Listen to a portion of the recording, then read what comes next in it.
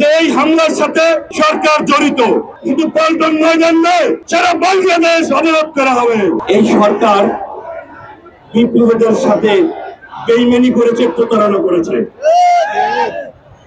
বন্ধুগণ, আপনারা জানেন যে গত শুক্রবার ডাকসুর ভিপি গণ অধিকার পরিষদের সভাপতি, জুলাই আগস্টের অন্যতম মহানায়ক, তার উপরে রাষ্ট্রীয় বাহিনী দ্বারা যে হত্যা চেষ্টা চালিয়েছে, সেই হত্যা চেষ্টার এখন পর্যন্ত আমরা দৃশ্যমান কোন এই সরকারকে ভূমিকা নিতে দেখি নাই।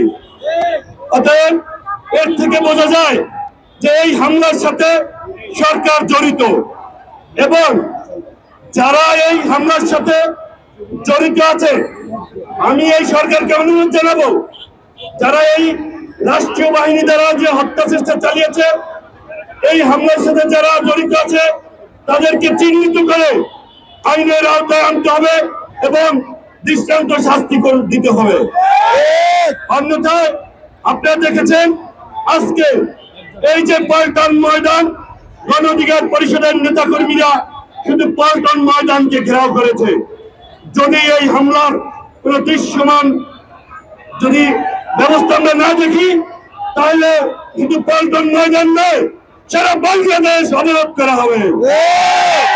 এবং এই আন্দোলন এই পল্টন ময়দান থেকে সারা বাংলাদেশে ছড়িয়ে পড়বে। যেই আন্দোলন এই সরকার সামাল দিতে পারবেন না। এই হামলার সাথে বর্তমান স্বরাষ্ট্র উপদেষ্টা জাহাঙ্গীর সাহেব, আমরা তার একটি অডিও ক্লিপ শুনতে পেয়েছি, যেটা মিডিয়াতে অনলাইনে ভাইরাল হয়েছে। আমরা মনে করি এই হত্যা চেষ্টার সাথে তিনিও জড়িত। অতএব এই স্বরাষ্ট্র উপদেষ্টার পদে তিনি থাকার কোন যোগ্যতা রাখেন না। অতএব আগে তাকে এই স্বরাষ্ট্র উপদেষ্টার পদ থেকে পদত্যাগ করতে হবে।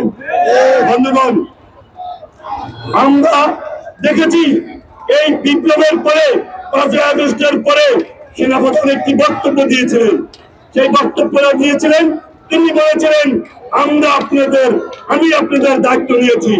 বন্ধুগণ, আসলে তিনি আমাদের দায়িত্ব নেননি, তিনি বিপ্লবীদের দায়িত্ব নেননি, তিনি দায়িত্ব নিয়েছেন আওয়ামী লীগের দোসরদের। কারণ তিনি রিফাইন আওয়ামী লীগ চাচ্ছেন।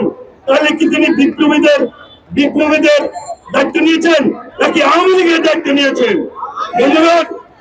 বন্ধুগণ, আপনারা জানেন যে এই দোসররা, এই কুখ্যাত সন্ত্রাসী খুনি হাসিনা এই দেশের 17টি বছর আমাদের উপরে অন্যায় অত্যাচার জুলুম চালিয়েছে। তারই সহযোগী হিসেবে এই জাতীয় পার্টি তাদের সহযোগী হিসাবে সবসময় রাজপথে সোচ্চার ছিল এবং এই বিপ্লবীদের উপরে স্টিম রোলার চালিয়েছিল। বন্ধুগণ, যেহেতু এই ফ্যাসিস্ট হাসিনার আওয়ামী লীগ যেহেতু বাতিল হয়েছে, সেই সাথে জাতীয় পার্টি এই দেশে রাজনীতি করার অধিকার রাখে না। বন্ধুগণ, জাতীয় পার্টির এখন যে চেয়ারম্যান জি.এম. কাদের, তিনি তো আমি মনে করি তিনি বাংলাদেশের নাগরিক না।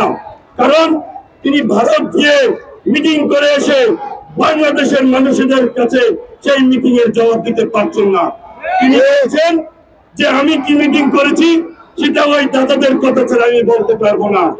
এছাড়াই এতেই বোঝা যাচ্ছে তিনি বাংলাদেশের নাগরিক নয়, তিনি ভারতের এজেন্ট।